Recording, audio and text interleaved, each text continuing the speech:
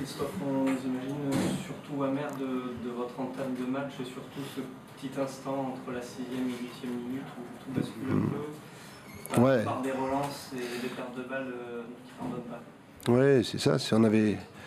On avait en plus ciblé ces sorties de ballon où on devait éviter l'intérieur, on perd 2 ballons et puis bon voilà, il y a un joueur où il ne faut pas laisser la moindre situation. Donc voilà, on le sait. Donc après, ce que je veux retenir surtout de positif, c'est quand on est dans la position où on est, qu'on est mené 2-0 au bout de 10 minutes contre Paris, beaucoup d'équipes se seraient effondrées.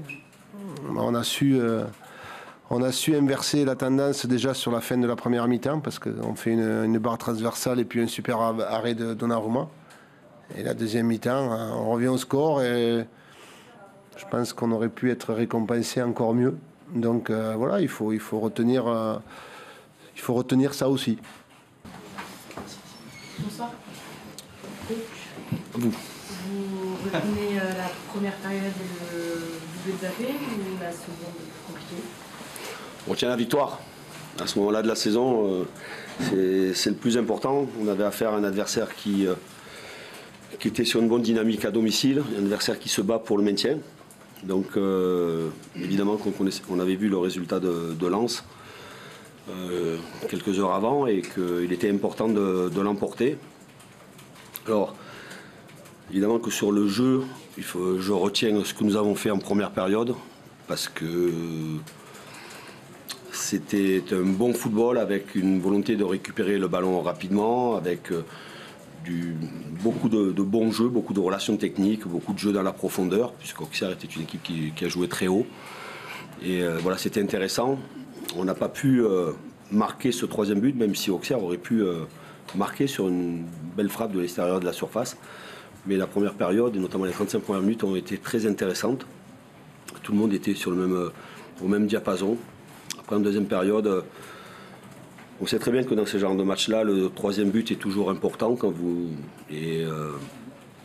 On a eu du mal à revenir, on a eu du mal à démarrer cette deuxième période. Beaucoup d'erreurs techniques, des erreurs simples, sans être sous pression. On a eu beaucoup de déchets techniques, ce qui a donné beaucoup d'espoir à Auxerre.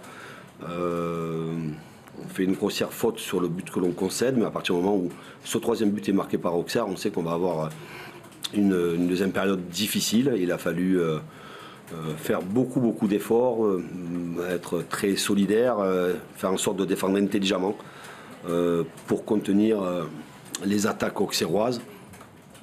Et après, sur un plan offensif, à partir du moment où Hugo Ekitike est sorti, ça a été un peu plus difficile pour nous. On avait, avec la présence d'Hugo, un point de fixation qui pouvait nous libérer un peu plus Léo et Kylian.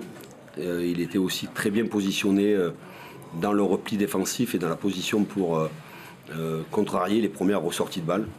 Dès qu'il est sorti, on est passé dans un système un peu en 5-3-2 et on n'a plus du tout récupéré de ballon haut, ce qui a fait que voilà, on a pris des vagues, des assauts de cette équipe auxerroise avec beaucoup de centres. Il a fallu défendre intelligemment dans la défense et finalement c'est un long tunnel que je vous fais là.